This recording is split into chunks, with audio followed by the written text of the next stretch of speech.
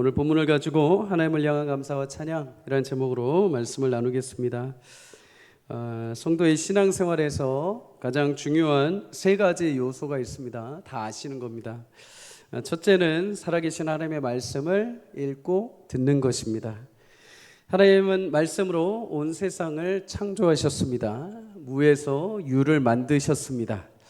그래서 하나님 말씀은 곧 생명과도 같습니다. 히브리서 4장 12절에 하나님의 말씀은 살아있고 운동력이 있다라고 선포를 하고 계시죠. 말씀을 들을 때 하나님은 우리 가운데 믿음을 주시고, 말씀을 읽을 때 믿음의 담대함을 주시며 우리의 영혼을 소생시켜 주십니다. 그래서 세상을 능히 살아갈 수 있는 힘과 의지를 주시는 거죠. 시편 119편 105절은 말씀합니다. 우리 함께 읽습니다. 시작. 주의 말씀은 내 발의 등이요 내 길의 빛이니이다. 아멘. 성도님들, 우리가 하루하루 살아가는 것, 어떻게 보면 먼 길을 보는 것 같지만 사실 하루하루입니다. 한 걸음 한 걸음입니다. 성경도 우리에게 말씀하십니다. 한 걸음 한 걸음, 한 발짝 한 발짝 움직이는데 무엇이 필요하는가? 등이 필요하고 빛이 필요하다고 합니다. 그런데 성도에게 그 유일한 빛과 등이 되시는 것이 하나님의 말씀이라고 하십니다. 말씀이 없으면 길을 잃어버리게 되어 있습니다. 말씀이 없으면 잘못된 길로 가게 되어 있죠. 여러분, 주의 말씀이 여러분의 길에 등이 되시고 빛이 되시는 은혜를 주실 줄 믿습니다. 말씀을 따라 복된 인생을 살아가기를 주의 이름으로 축복합니다. 두 번째는 여러분, 하나님께 간구하는 기도가 굉장히 중요한 요소죠. 여러분, 기도는 하나님의 비밀을 열어갈 수 있는 키가 됩니다. 키. 이렇게 생각을 해보시죠. 하나님의 말씀은 우리를 향한 하나님의 지혜와 계획이 담겨있는 소중한 보물상자와 같은 것입니다. 그런데 여러분, 그 상자를 열기 위해서는 키가 필요합니다. 키. 다른 키로는 열지 못합니다. 유일하게 그 말씀을 열 수 있는 키는 딱 하나밖에 없습니다. 기도입니다. 기도. 여러분, 기도는 하나님과 독대할 때 하나님이 주시는 은혜와 지혜를 깨닫는 시간입니다. 보이지 않던 길이 보이게 되고 깨닫지 못했던 하나님의 지혜와 명철을 발견하게 되는 거죠. 이것은 설교자들에게도 마찬가지입니다. 설교의 황태자라고 불리는 찰스 스펄전 목사님은 설교자들에게 이렇게 권면을 합니다. 당신의 기도를 말씀을 뚫는 지팡이로 사용을 해야 합니다. 실제로 기도 없이 말씀을 준비할 수가 없습니다. 하나님의 깊은 지혜는, 말씀의 그 깊은 지혜는 인간의 지식과 경험으로, 상식으로 해결되지 않기 때문이죠. 오직 하나님이 성령의 계시로 지혜로 깨닫게 하실 때만 말씀의 우물을 파낼 수가 있는 것입니다. 그래서 말씀을 깨달을 수 있는 지혜는, 명철을 깨달을 수 있는 지혜는 기도에 있는 것이죠. 여러분, 삶이 열리지 않고 문제들이 가득 있으십니까? 기도는 그 문제를 여는 지팡이와 같습니다. 기도로 그 문제를 열어갈 수 있기를 주의 이름으로 축복합니다. 마태복음 6장 6절에 말씀합니다. 은밀한 중에 계신 내 아버지께 기도하라. 은밀한 중에 보시는 내 아버지께서 갚으시리라. 아멘. 여러분, 기도는 인생의 주권이, 우리 모든 땅의 통치하심이 하나님께 있음을 고백하는 성도가 절대적으로 할 수 있는 믿음의 행위입니다. 고결한 행동이죠.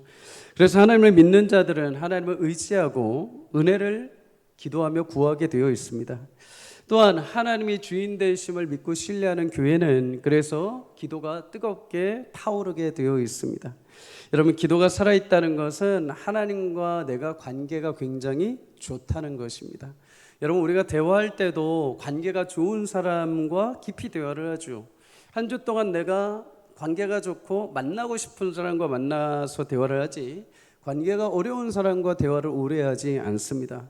내가 지금 기도의 키를 자꾸만 주머니에 넣어놓고 사용하지 않는다는 것은 하나님과 관계가 조금 멀어져 있다는 것입니다.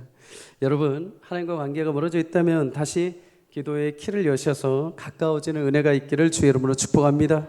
그래서 우리 교회가 기도로 활활 타오르는 교회가 되기를 축복합니다.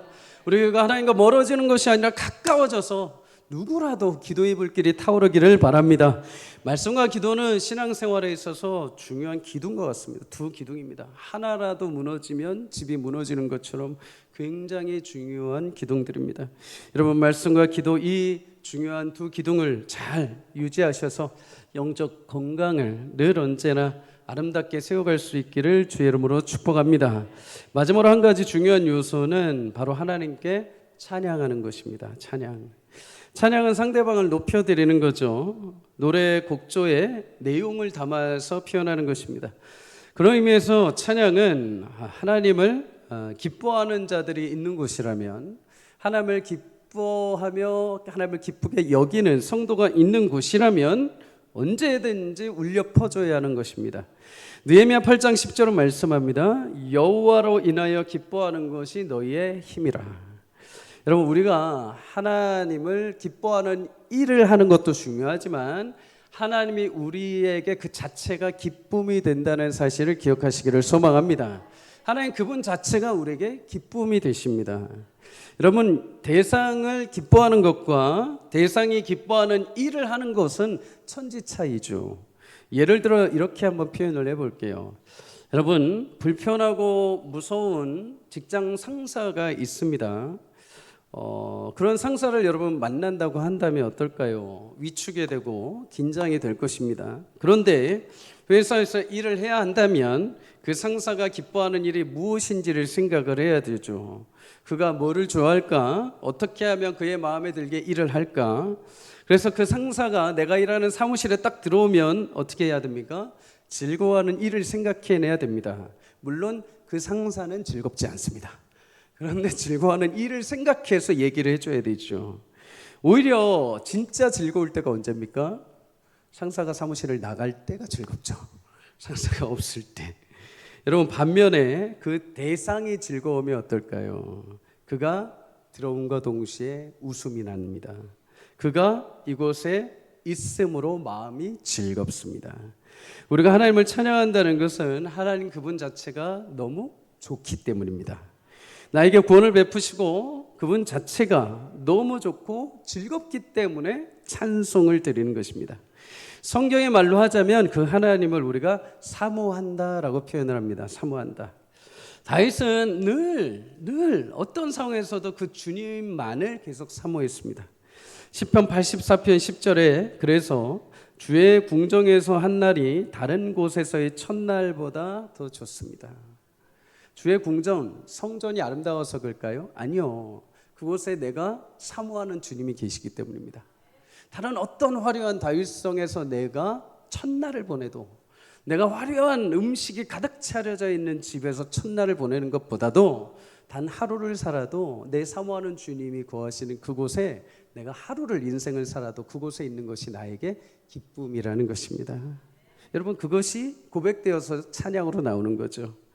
자, 여러분, 하나님을 사모하고 그분 자체를 기뻐함으로 하나님께 찬송을 올려드리는 은혜가 있기를 주의 이름으로 축복합니다. 교회에 나오는 것이 의무감이 아니기를 바랍니다. 교회에 나오는 것이 어떤 무거운 책임 때문에 하지 않기를 바랍니다. 교회에서 내가 찬양으로 섬기는 것이 나 없으면 안 되라는 어떤 무거운 책임감 때문에, 누가 시켜서 책임감 때문에가 아니라 내가 이걸 잘해서 책임감 때문에가 아니라 내가 하나님을 사모하기에 찬양할 수 있기를 바랍니다. 주일날 올 때마다 그 기뻐하는 하나님을 만난다는 즐거움으로 여러분 오시기를 바랍니다. 주일날 올 때마다 그 하나님 너무 감격스러워서 내가 그 입술을 어떻게 해서든 찬양하고 싶어서 오는 발걸음이 되기를 바랍니다. 그런 복된 인생이 되시기를 축복합니다. 여러분, 이렇게 성도에게는 중요한 세 가지 요소가 있죠. 그 중에 우리가 찬양 부분을 함께 잠시 나눠보려고 합니다. 여러분, 다윗은 예루살렘을 통치하기 시작합니다. 그런데 마음에 한 가지 숙제가 있었어요. 그게 뭐냐면 하나님의 언약궤를 예루살렘으로 다시 모셔오는 것입니다. 하나님의 궤는 여러분이 아시다시피 하나님이 이스라엘 백성들을 출애굽하실 때 그들 무리 가운데 함께 거하시기 위해서 장막을 지으시죠. 성막을 짓게 하십니다. 그리고 그 안에 하나님이 언약궤를 만드십니다. 쉽게 말해서 큰 틀을 하나 만드시죠. 위에 뚜껑도 만드십니다. 그리고 그 안에 뭐를 담아두시냐? 하나님께서 이스라엘 백성들에게 약속하신 10계명을 담아두십니다. 무슨 말이냐? 하나님이 이스라엘 백성들 이제 만나 주시기로 하는데 하나님의 그 말씀 언약 위에 언약궤에 담겨 있는 그 말씀 위에서 하나님이 성막 가운데 구름 속에서 만나 주십니다. 하나님은 말씀을 통해서 만나 주시는 줄 믿습니다.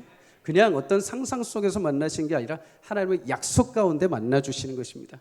그 중요한 역할을 했던 도구 중에 하나가 바로 언약궤이죠. 언약궤. 이 언약궤는 이스라엘 백성들에겐 정체성과 같습니다. 그들에겐 중심과도 같은 거죠. 그래서 광야 40년 동안 이 언약궤가 항상 앞서 행하십니다. 어디로 가야 할지, 또 물을 건널 때도 항상 먼저 인도해 가셨죠. 그리고 가나안 땅에 들어가서도 이 언약궤는 항상 이스라엘 백성들 중심에 있었습니다. 그러던 중에 이스라엘이 블레셋과 전투에서 이 언약궤를 그만 빼앗기게 됩니다. 그 뒤에 이 언약궤는 하나님의 영광과 능력으로 다시 이스라엘에 돌아오게 되지만 이스라엘 중심에 있지 않았습니다. 아비나답 개인 집에, 오벳 에돔 개인 집에 20여 년 동안 그냥 머물게 되죠. 그러던 언약궤를 이제 다윗이 하나님의 영광을 사모하면서 언약궤를 이제 예루살렘 중심으로, 자신이 거하는 다윗성 중심으로 모셔오게 된 것입니다. 하나님의 임재와 은혜를 매일 사모했던 다윗에게는 이날이 그에게 인생에선 제일 중요한 날이었습니다. 인생을 돌아봤을 때 내가 골리앗을 무찔렀던 때, 내가 다윗 왕으로 세워졌던 때보다도 이날이 그에게는 가장 인생에 제일 중요하고 기뻤던 날이죠. 역대상 15장 29절에 보면 다윗이 얼마나 즐거워하며 그 주님을 사모했는지 언약궤가 들어올 때 하나님 앞에 왕이었음에도 불구하고 춤추면서 막 어린아이처럼 뛰놀았다라고 말을 합니다.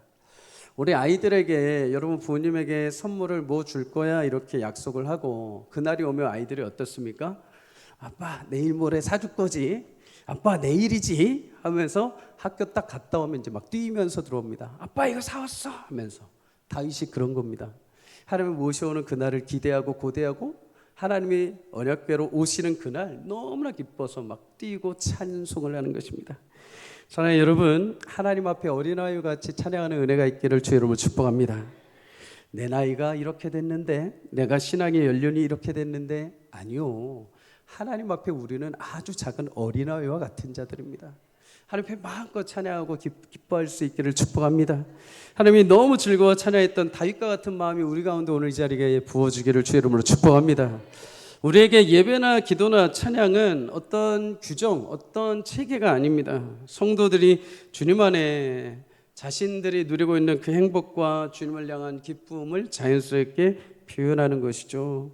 그런데 여러분, 이 모습을 보고 경박스럽게 여겼던 한 사람이 있습니다. 누군가? 다윗의 아내요, 사울의 딸이었던 미갈입니다. 미갈.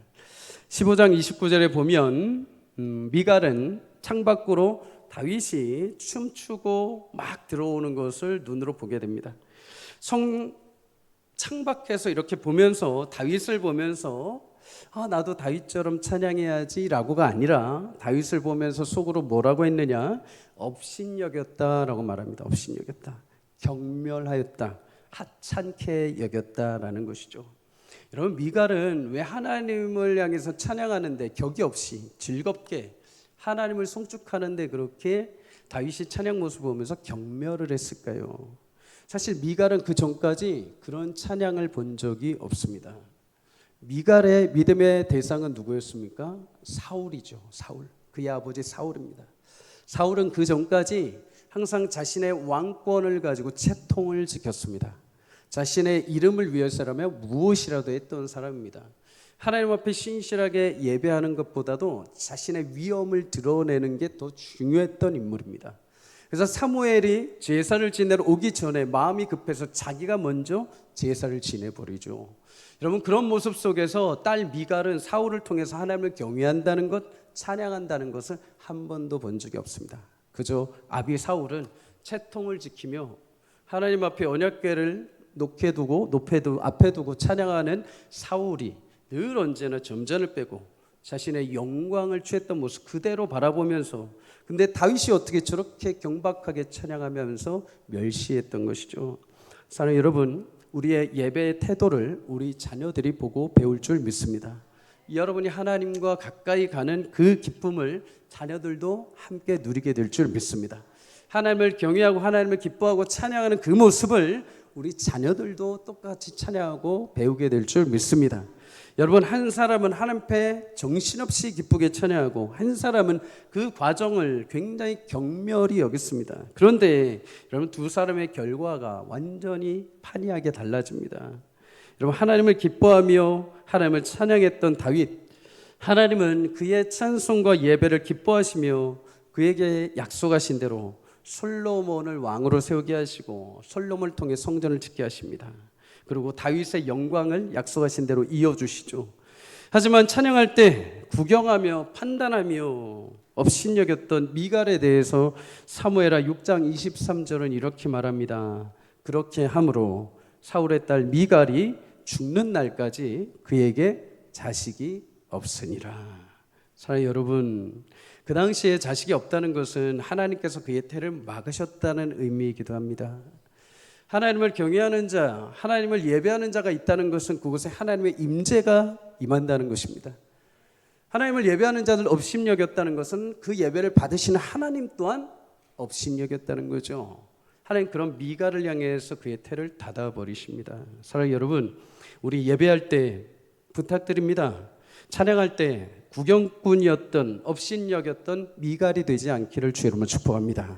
오직 예배하는 모든 자들은 하나님 앞에 최선을 다해 기쁘게 찬양했던 다윗처럼 하나님을 기뻐하며 마음껏 찬양함으로 하나님의 그 예배를 받으시고 여러분에게 약속하신 그 은혜의 길을 열어가시는 축복이 있기를 주의 이름으로 소망합니다. 다윗은 예루살렘 다윗성 안에 준비된 장막에 하나님의 궤를 모셔오게 됩니다. 그리고 그동안에 하나님의 궤 앞에 드리지 못했던 예배를 시작하죠. 우리 1절을 다 함께 읽습니다. 시작. 하나님의 궤를 메고 들어가서 다윗이 그것을 위하여 친 장막 가운데에 두고 번제와 화목제로 하나님께 드리니라. 아멘. 하나님은 먼저 다윗은 먼저 백성들과 함께 번제와 화목제를 하나님께 드립니다. 번제는 이스라엘 백성들이 아침 저녁으로 자신의 죄에 대해서 용서를 구하며 하나님 앞에 그 제물을 완전히 불로 태워드리는 연기로 드리는 제사였습니다. 성경은 이 번제에 대해서 여호와께 향기로운 냄새다라고 말합니다. 여러분, 우리 예배가 하나님께 드려지는 향기로운 제사가 되기를 주의 이름으로 축복합니다. 하나님 기뻐하시는 향기로운 제사가 되기 위해서는 어때야 될까요? 번제에 사용되는 제물이 있습니다. 점도 없고 흠도 없는 짐승이어야 됩니다. 말씀에 합당하게 우리가 예배할 때도 이런 태도가 있어야 됩니다. 로마서 12장 1절에 말씀합니다. 너희 몸을 하나님이 기뻐하시는 거룩한 산 제사로 드려라. 우리 몸을 드리는 것이 아니라 일주일 동안 내가 살면서 힘들고 어렵지만 하나님을 경외했던 삶, 하나님의 말씀에 순종하는 믿음의 삶을 가지고 주님 앞에 나오는 것이죠. 세상 속에 살면서 세상의 죄와 타협하고 세상 속에서 하나님 기뻐하실 하나님을 전혀 외면하다가 주님 앞에 딱 나왔을 때 그 제대로 드려질 수 없는 것이죠. 그러나 삶이 어렵고 눈물이 많고 힘들지만 그럼에도 하나님을 어떻게 해서든 붙들려고 하나님 앞에 그 마음 중심을 잃지 않기 위해서 노력하며 살아온 그 인생을 가지고 주님 앞에 주일날 예배할 때 하나님이 그 인생을 향기로운 제사로 받아주시는 줄 믿습니다. 여러분, 또 한 가지 화목제를 드렸다라고 말합니다. 화목제는 평화와 교제를 상징하죠. 제사를 드리는 자가 유일하게 드린 제물을 함께 일부를 먹을 수 있는 제사입니다. 제사를 드린 제사장과 함께 하나님께도 드리고 자신도 먹는 것. 여러분, 함께 식사를 한다는 것은 무엇입니까? 교제가 일어난다는 것이죠. 그와 내가 허물이 없다는 것입니다. 함께 화목하다는 것입니다. 가정이 함께 식사를 하죠. 화목하다는 것입니다. 하나님께 화목제를 드린다는 것, 이제 하나님과 우리가 화목하게 되었다. 여러분, 그런데 하나님과 이렇게 화목하고 아름다운 교제가 일어나고 나서 예배 가운데 그런 충만한 위로의 은혜가 넘칩니다. 여러분, 예배를 통해서 하나님과 귀한 교제와 화목이 회복되기를 주 여러분으로 축복합니다. 예배는 하나님과 만나는 시간이죠. 하나님이 여러분의 마음을 만지시고 여러분의 영혼을 소생시켜 주시고 하나님의 뜻을 우리 가운데 부어주시는 자리입니다. 여러분, 하나님의 생명의 꼴을 먹고 그 은혜에 반응하고 하나님과의 화평을 이루는 시간이 예배 시간이 되시기를 주의 이름으로 축복합니다. 또한 여러분, 하나님과의 관계가 회복되니까 어떻게 됩니까? 서로 안의 관계도 회복이 되게 되어 있죠. 여러분, 다윗은 그렇게 예배를 끝나고 나서 3절에 무엇을 하느냐? 모든 사람에게 차별 없이 떡 한 덩이와 야자 열매로 만든 과자, 건포도로 만든 과자를 모두에게 나눠줍니다. 예배를 통해 하나님과 만난 그 기쁨, 그 감격을 이제 서로 안에 교제하면서 함께 나눌 수 있게 한 거죠. 우리가 예배를 끝나고 교회에서 식사로 함께 모이죠. 여러분, 그렇게 함께 식사를 나누는 것은 예배 가운데 하나님이 주신 은혜를 가지고 이제 하나님과 우리가 화평을 이룬 것처럼 우리 서로 안에 식사를 하면서 화평을 이루고 교제를 하는 시간입니다. 예배 후 식사 자리에서 그런 늘 즐거움과 하나님 안에서의 참된 교제가 일어나기를 주의 이름으로 축복합니다. 예배를 섬기는 것은 부디 비단 예배 안내자만이 아닙니다. 설교자만이 아닙니다. 찬양대만이 아닙니다. 여러분, 식사를 준비해 주시는 분들도 또 그 뒤에 설거지로 함께하는 우리 구역도 그래서 예배에 함께 계속 동참하는 것입니다. 그러니 귀한 것이죠. 여러분, 주일 식사는 예배 연장선과도 같은 것입니다. 여러분, 예배 은혜가 주일 끝나고 주일 예배 끝나고 식사 자리까지 또 돌아가서 우리 가정의 식사 자리까지 계속 이어지는 은혜가 있기를 주의 이름으로 축복합니다. 다윗은 이제 그렇게 예배를 하고 나서 찬양을 본격적으로 섬길 사람들을 세우게 됩니다. 그 내용이 5절과 6절에 있죠. 앞에서 재금을 치며 찬양을 인도할 아삽을 먼저 세웁니다. 재금, 기타와 같은 것입니다. 하프와 같은 것. 비파와 수금, 그리고 나팔들, 다양한 악기로 섬길 레위 사람들을 세우죠. 우리도 그렇죠. 우리도 이제 하나님 앞에 예배할 때 다양한 악기를 가지고 사용을 합니다. 이 당시에 재금, 비파, 수금, 나팔은 그 당시에 사람들이 사용하던 일반적인 평범한 악기들입니다. 악기들. 이 악기를 왜 이때 사용했냐? 왜 그 악기를 사용해야 되냐? 이런 논의는 사실 불필요한 거죠. 우리 시대에 하나님이 주신 악기라면 얼마든지 하나님을 찬양하고 예배할 수 있어야 될 줄 믿습니다. 하나님은 그렇게 찬양의 제사장들을 세웁니다. 다윗이. 그리고 그들에게 이렇게 명령을 하죠. 오늘 4절을 함께 읽습니다. 시작. 또 레위 사람을 세워 여호와의 궤 앞에서 찬양하게 하였으니. 아멘. 우리 여기서 찬양에 있어서 중요한 두 가지 요소를 발견합니다. 첫째, 찬양은 여러분 하나님을 칭송하는 것입니다. 칭송하다, 물론 찬양하다는 의미도 있지만 원어적 의미에서 히브리어 그 원어의 의미를 찾아가 보면은 자카르라는 단어에서 파생되었습니다. 그것은 기억하다라는 단어입니다. 기억하다. 우리 하나님을 온전히 찬양하기 위해서는 먼저 해야 하는 것이 있는데 하나님을 기억하는 것입니다. 하나님의 무엇을 기억하는가? 여러분, 하나님은 온 우주 만물을 창조하신 창조주라는 것을 기억하시기를 축복합니다. 역대상 16장 26절에 보면 여호와께서는 하늘을 지으셨도다. 하나님 온 우주 만물, 지구, 산과 골짜기, 강과 시냇물, 꽃과 동물, 사람 모든 것을 창조하셨습니다. 여러분, 이제 여름에 휴가들을 가시죠. 휴가 여기저기 가실 때마다 한 가지를 꼭 보십시오. 아, 여기 너무 좋다. 아, 여기 힐링된다. 아, 여기 너무너무 맛있다. 또 좋지만 여러분, 성경의 능력과 은혜를 가지고 있는 성도라면 어디를 가든 하나님이 보여주시는 일반 계시를 볼 수 있어야 됩니다. 하나님이 창조하신 산과 하나님이 만드신 동식물과 하나님께서 거대하게 만드신 바다를 보면서 하나님 이 온 우주 만물을 어떻게 말씀으로 그렇게 창조하셨습니까? 하나님, 그리고 이 거대한 땅을 어떻게 미천한 우리를 향해 다스리라고 말씀하셨습니까? 온 우주 만물이 이렇게 넓고도 큰데 어떻게 먼지와 같은 나를 하나님 기억하시고 구원해 주셨습니까? 여러분, 그러면서 삶 가운데서도 하나님의 은혜를 찬양하는 축복이 있기를 주의 이름으로 소망합니다. 하나님은 온 우주 만물을 창조하신 것뿐만 아니죠.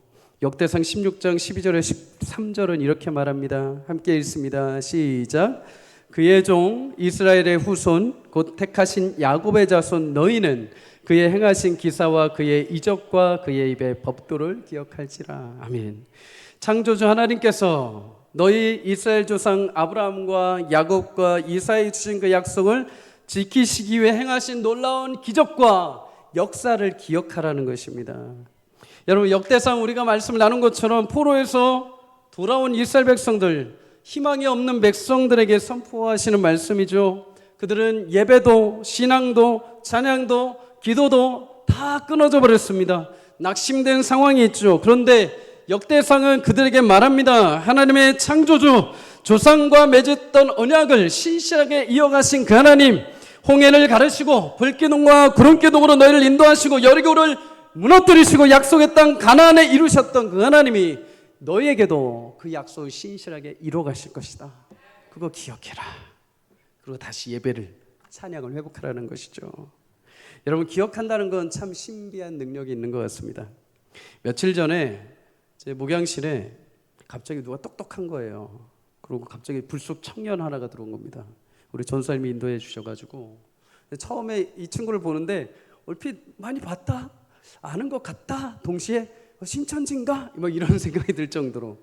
근데 당차게 들어오는 겁니다. 당차게 들어올 청년 많지 않은데 신천지 아니고서는. 근데 이렇게 딱 들어오면서 목사님 저 기억하세요 이러는 거예요. 이제 조금씩 기억이 나는 겁니다. 누군가 제가 처음에 사역했던 교회 대학부를 담당할 때 같이 함께 사역했던 청년인 겁니다. 지금은 이제 애아빠가 된 거죠. 몰랐는데 여기 벽산에 살고 있다 그러더라고요. 15년 만에 만났습니다. 15년 만에.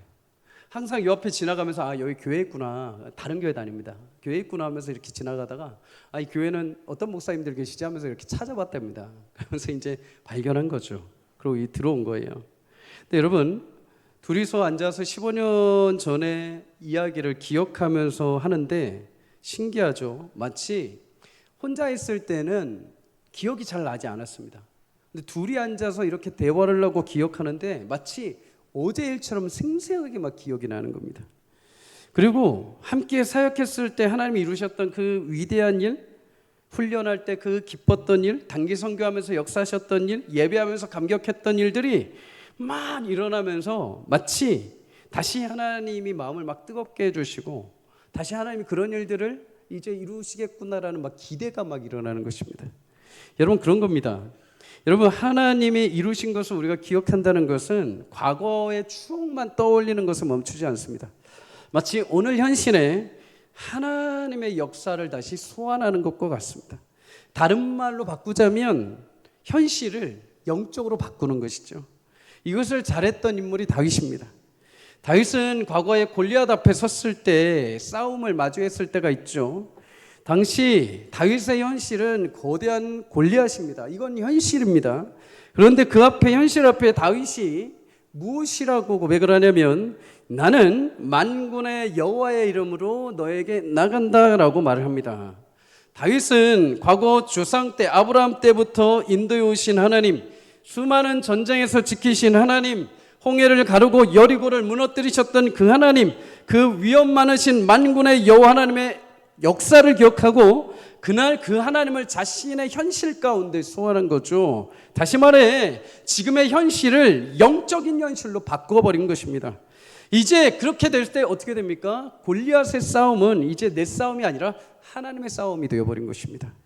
여러분, 찬양도 마찬가지입니다. 내가 찬양한다는 것은 지금 내 현실을 하나님의 영적 현실로 바꿔버린다는 것입니다. 하나님을 찬양함으로 내 현실을 하나님의 역사의 현장으로 바꾸는 것이죠. 그래서 다윗은 여러분 많은 죽음의 위협을 지나면서도 힘들 때마다 뭐 한 줄 아십니까? 시편을 여러분 읽어보십시오. 시편이 늘 기뻐서 찬양하는 시가 아니라 3분의 2가 통탄의 시입니다. 눈물의 시고 애통의 시입니다. 그런데 그 대부분의 시를 다윗이 지었죠. 다윗은 죽음의 위협이 있을 때마다 늘 했던 게 뭐냐면은 자신의 그 현실을 영적으로 바꿔버립니다. 하나님을 찾습니다. 하나님을 찬양한 것이요. 자신의 고생 많고 힘들고 어려운 현실마다 늘 하나님을 기억하고 찬양했을 때 여러분, 하나님의 권세와 능력이 그의 영혼을 덮으셔서 고난의 현실을 담대하게 건너게 하신 줄 믿습니다. 여러분, 사도행전 16장에 보면 바울과 실라가 빌립보에서 복음을 전합니다. 복음을 전하다가 귀신 들려서 점치던 여종 한나를 발견하죠. 그리고 예수님의 이름으로 그 귀신을 쫓아내줍니다. 이 일로 인해서 이 여종은 즐거운 일이지만 여종을 통해서 돈을 벌던 주인들은 마음이 상하죠. 바울과 실라를 고발합니다. 옥에 갇힙니다. 채찍을 맞습니다. 착고에 채워집니다. 이것만큼 힘든 현실이 어디 있겠습니까? 그런데 그 밤중에, 한밤중에 바울과 실라가 사도행전 16장 25절에 보면 무엇을 하는가? 그 현실을 영적으로 바꿔버립니다.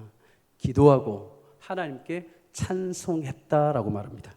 얼마나 크게 기도하고 얼마나 힘있게 찬양을 했는지 잠자던 죄수들이 들었다라고 말합니다. 죄수들이.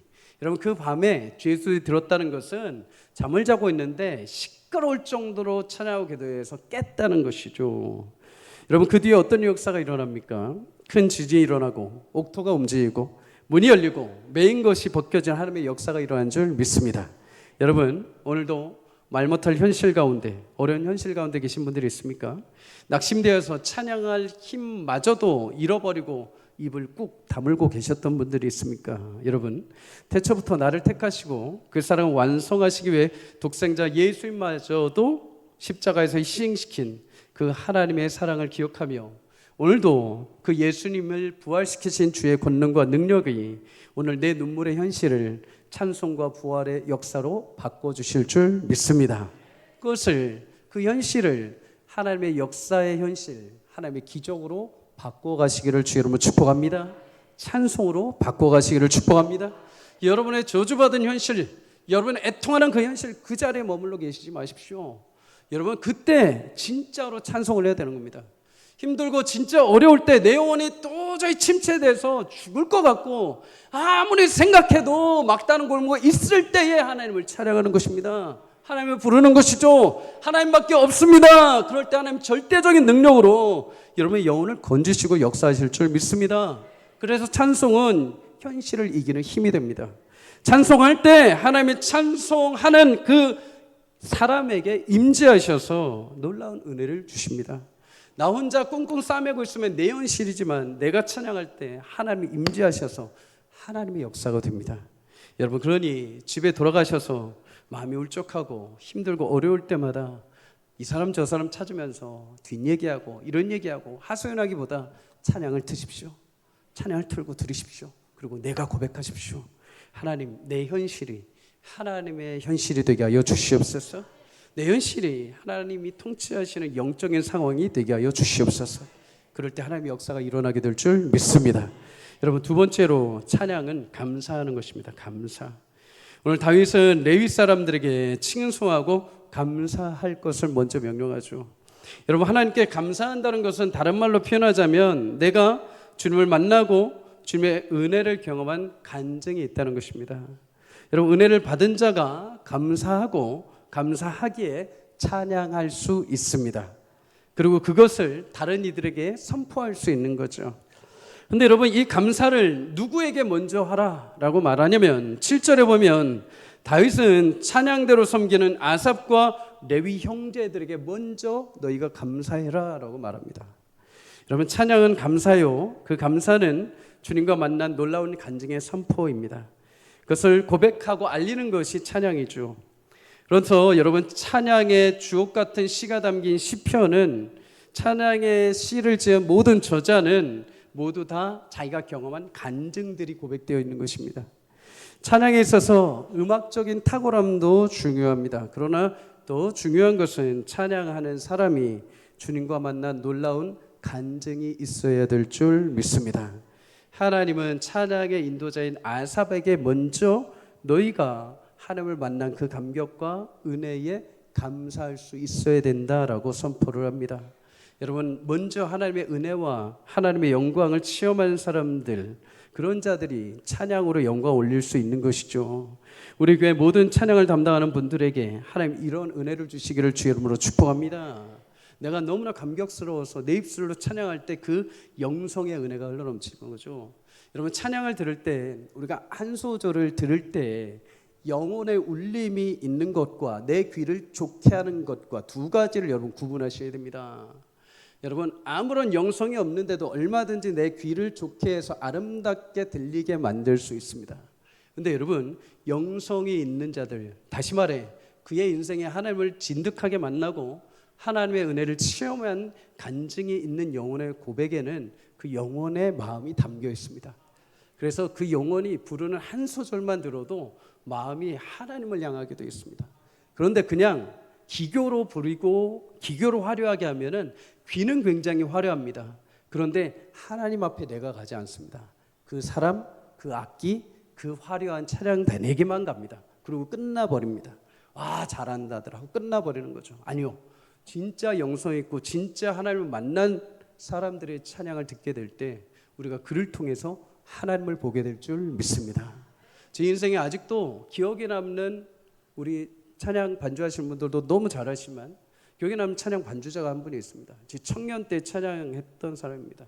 CCM으로 음반 내고 이렇게 했던 자매인데, 이 자매는 목회자를 준비하던 저보다도 하나님을 더 뜨겁게 사랑하는 그냥 느껴집니다. 곡을 작곡하고 작사하면 그 작사의 시 안에서부터 이미 하나님을 너무 사랑하는 게 느껴지는 거죠. 그러면 이제 반주를 하면은 딱 눈을 보면은 이제 사인을 주면은 이제 그래도 하나님이 각각 성령 안에서 역사를 교통하시잖아요. 마음이 아는 거죠. 그런데 신기한 게 한번 디리링 하면은 영혼이 울립니다. 영혼이 울립니다. 영혼이 아는 거죠. 그가 하나님 앞에 얼마나 가까이 가고 있고 하나님을 얼마나 사모하고 얼마나 애절하게 하나님을 사모하는 마음으로 그것을 준비했는지 우리 영혼이 경험을 하는 것입니다. 자, 여러분, 우리 교회를 모든 섬기는 우리 찬양팀, 교회를 섬기는 우리 교육자들, 교회에서 예배를 섬기는 모든 자들이 하나님 이런 간증이 넘치는 은혜가 있기를 주의 이름으로 축복합니다. 찬양할 때마다, 예배를 섬길 때마다 그 감사의 깊은 영성이 흘러나와서 어느 누구라도 그 예배 현장에 함께 동참했을 때 하나님을 보는 축복이 있기를 주의 이름으로 소망합니다. 여러분, 이거는 찬양을 담당하는 자들만이 아닙니다. 온 이스라엘 공동체에게도 마찬가지입니다. 여러분, 찬양은 감사하지 않으면 할 수가 없습니다. 주님으로부터 구원받은 은혜의 경험이 없으면, 성령 충만함을 받지 않으면 찬양이 되지가 않습니다. 성령 충만한 사람은 감사가 넘치게 되죠. 그래서 그 은혜에 대한 감사의 찬양이 입술로 흘러넘치게 됩니다. 오늘 다윗은 여러분 누구보다도 그 은혜를 깊이 경험했고 성령이 충만했던 사람입니다. 그런데 여러분, 그가 걸어온 인생길을 한번 살펴보시죠. 늘 언제나 죽음의 위협이 많았고 광야의 삶이었고 모진 고난의 시간이었습니다. 시편을 볼 수 있으면 알 수 있죠. 오죽하면 여러분 시편에 보면 자신을 괴롭히는 악인들의 일을 모두 뽑아달라고 할 정도로 얼마나 괴로우면 하나님 앞에 그렇게 탄원을 했겠습니까? 그런 현실 속에서 찬양을 한 다윗의 영혼을 하나님이 보고 살펴주셨습니다. 그리고 오늘 다윗이 마침내 약속하신 대로 왕위에 오릅니다. 근데 다윗이 항상 고백하는 게 있죠. 하나님, 제가 무엇이라고 이렇게 이 자리까지 세우셨습니까? 하나님, 우리 가문이 도대체 무엇이기에 한량없는 은혜로 여기까지 세우셨습니까? 네, 생각해 볼수록 이유는 딱 하나밖에 없는 것입니다. 아브라함에게 약속하시고 그를 이루신 하나님 때문인 것입니다. 아브라함 때부터 여러분 다윗 때까지 시기가 몇 년이 지난 줄 아십니까? 1000년이 흐르게 됩니다. 1000년. 1000년 전에 하나님이 아브라함에게 약속하신 그 일을 1000년이 지나 지금 다윗 자신을 통해서 성취하시는 것을 보고 감격한 것이죠. 그래서 역대상 16장 15절에 이렇게 다윗이 말합니다. 함께 읽습니다. 시작. 너희는 그의 언약 곧 천대에 명령하신 말씀을 영원히 기억할지어다. 아멘. 1000년 전에 하나님이 우리 조상 아브라함에게 약속하신 그 일을 오늘 지금 나와 너희에게 완성하셨다. 사랑 여러분, 만물의 창조주여 구원이시요 또 약속하신 일을 신실하게 이루시는 하나님께 감사와 찬양의 제사를 올려드릴 수 있기를 주의 이름으로 축복합니다. 하나님, 좋은 것을 주시는 분입니다. 그분은 세상의 주관자요 생명을 다루시는 분입니다. 요한복음 1장 12절에 그 창조주신 하나님이 예수를 믿는 우리를 하나님의 자녀되는 권세를 주셨습니다. 그냥 창조주와 피조물로 끝나는 것이 아니라 그 창조주신 하나님이 우리에게 아버지가 되어 주셨습니다. 그래서 우리는 감사할 수 있는 거죠. 바울은 데살로니가전서 5장 18절에 범사에 감사하라고 합니다. 하나님 세상을 만드신 것뿐만 아니라 우리 인생을 창조하셨습니다. 그리고 우리가 자라게 하셨고 우리에게를 인도해 오셨고 우리가 결혼하게 하셨고 가정을 꾸리게 하셨고 우리에게 옷을 주셨고 음식을 주셨고 건강을 주셨고 예배할 수 있는 은혜를 주셨습니다. 이 모든 것이 하나님의 선물이죠. 고린도전서 4장 7절에 보면 우리에게 하나님이 은사를 주셨다고 합니다. 거기에 더해서 은사, 재능까지도 지금 내가 하고 있는 일, 할 수 있는 능력까지도 하나님이 선물로 주셨다는 거죠. 그리고 가장 감사한 것이 하나 있습니다. 무엇일까요? 오늘 본문 16장 읽진 않았지만 33절에 보면 하나님이 마침내 이 땅에 심판하러 오실 것이다 라고 찬양을 합니다. 근데 여러분, 그 심판날이 예수를 알지 못하는 자들에게는 재앙이요 두려움의 날이지만 믿는 구원받은 자들에게는 승리의 날이 되는 줄 믿습니다. 왜 그렇습니까? 역대상 16장 34절 그 바로 뒤에 있는 말씀 이렇게 고백합니다. 함께 읽습니다. 여호와께 감사하라. 그는 선하시며 그의 인자하심이 영원하미로다. 아멘. 그의 백성을 향해서 하나님 약속하신 그 구원을 완성하시기 때문입니다. 지금 내가 양같이, 어리석은 양같이 꾀를 부리고 내 마음대로 살고 내가 죄 가운데 빠져 있을지라도, 심지어 내 눈에 내가 봐도 심판과 지옥의 형벌을 받을 수밖에 없는 자격 없는 자라 할지라도 하나님의 그 인자하심과 그 사랑은 무궁하시며 나를 포기하지 아니하시고 심판 마지막 그날 하나님이 나를 온전하게 영광스러운 자녀로 삼아 주실 것이기에, 그래서 감사로 찬양할 수 있다는 것입니다. 자녀 여러분, 감사를 통한 찬양이 여러분의 영혼 가운데 넘쳐나기를 주의 이름으로 축복합니다. 입술에 찬양이 사라진 지 오래되신 분들이 있습니까? 예전에는 눈물로 주님을 그렇게 뜨겁게 찬양하고 손을 들고 찬양했던 내가 지금은 입술이 침묵하고 마음이 상해서 그냥 덤덤하게 가만히 계시는 분들이 있습니까? 삶의 무게가 감당할 수 없을 정도로 무거워서 현실에 치우쳐서 여러분의 입술의 찬양을 빼앗아 버렸습니까? 여러분, 이스라엘 백성들도 마찬가지입니다. 70년 동안 그들은 모든 찬양을 잃어버렸습니다. 하나님도 잃어버렸습니다. 하나님의 위대하신 약속도 기사와 능력도 잃어버렸습니다.